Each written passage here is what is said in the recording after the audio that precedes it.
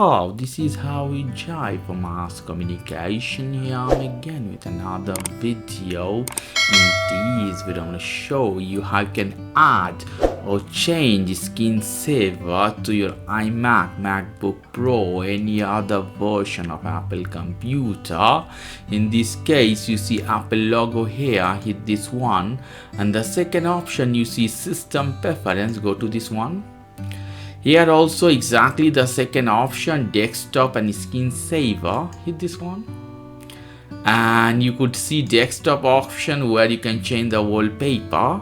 So after that you have a screensaver option. So you have floating, flip flap, reflection, or different type of screensaver. For example, this one I put here, and you can put a timing.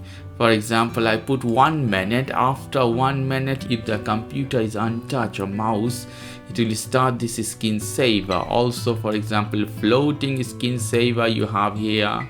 Flip up screensaver, you see how reflection, shifted tiles. Okay, I leave this one to show you guys. I apply for 1 minute. You can see guys the screensaver in both of my display is moving lovely.